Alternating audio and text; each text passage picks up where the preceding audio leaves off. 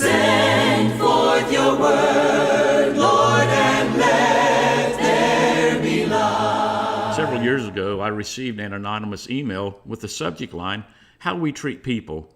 5 lessons to make you think about the way we treat people. It was an email like a chain letter. You're asked to read it and then pass it on or forward it to others.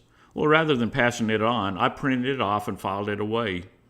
Today I want to share that email with you. First important lesson, cleaning lady. During their second month of college, a professor gives. They were all conscientious students and had breezed through the questions until they read the last one. What is the first name of the woman who cleans the school? Surely this was some kind of joke. They all had seen the cleaning woman several times.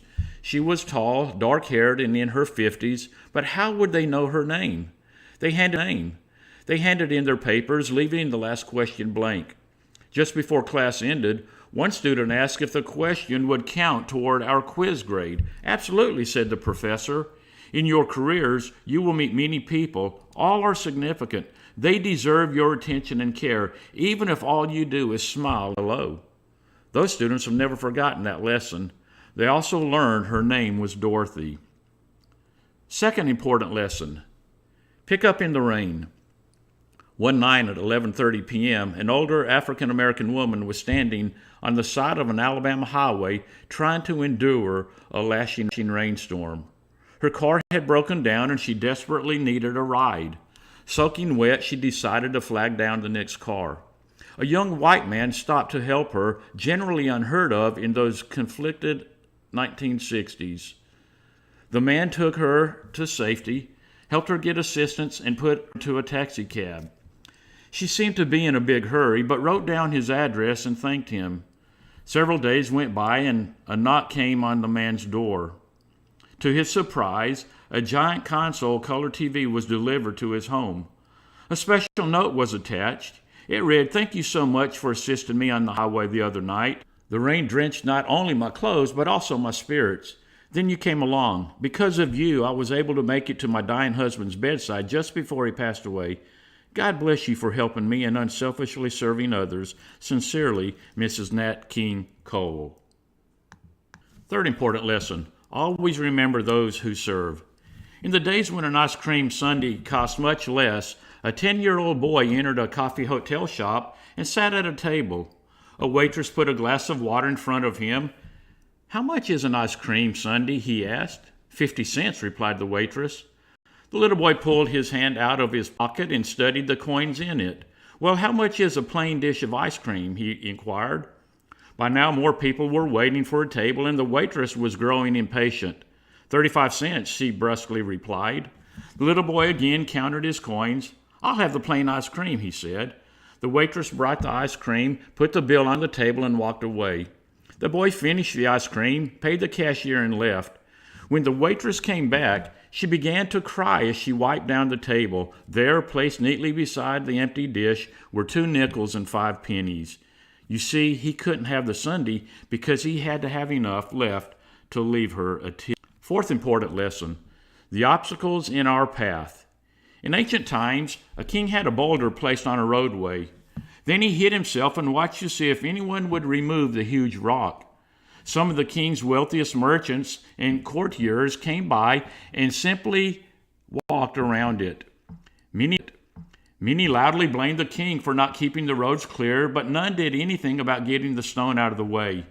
Then a peasant came along carrying a load of vegetables. Upon approaching the boulder, the peasant laid down his burden and he tried to move the stone to the side of the road. After much pushing and straining, he finally succeeded. After the peasant picked up his load of vegetables, he noticed a purse lying in the road where the boulder had been. The purse contained many gold coins and a note from the king indicating that the gold was for the person who removed the boulder from the roadway. The peasant learned what many of us never understand. Every obstacle presents an opportunity to improve our condition. Fifth important lesson, giving when it counts. Many years ago, a volunteer at a hospital got to know a little girl named Liz who was suffering from a rare and serious disease. Her only chance of recovery appeared to be a blood transfusion from her 5-year-old brother, who had miraculously survived the same disease and had developed the antibodies needed to combat the illness. The doctor explained the situation to her little brother and asked the little boy if he'd be willing to give his blood to his sister. The little boy hesitated for only a moment before taking a deep breath and saying, "Yes," "Yes, I'll do it if it will save her." As the transfusion progressed, he lay in bed next to his sister and smiled as everyone did, seeing the color returning to her cheeks. Then his face grew pale and his smile faded. He looked up at the doctor and he asked with a trembling voice, "Will I start to die right away?" The little boy had misunderstood the doctor. He thought he was going to have to give his sister all of his blood in order to save her. So there you have it, 5 lessons on how we treat people. So now you have 2 choices. Ignore this or practice the golden rule. In everything, therefore, treat people the same way you want them to treat you. For this is the law and the prophets. Matthew chapter 7 and verse 12. I'm Kerry Berkey with 5 minutes of encouragement. Shine, Jesus, shine, fill this land with the Father's glory. Blaze, Spirit, blaze, set our hearts on fire. Flow, river, flow, flood the nations with grace and mercy. Send forth your word, Lord, and let there be light. Shine, Jesus, shine.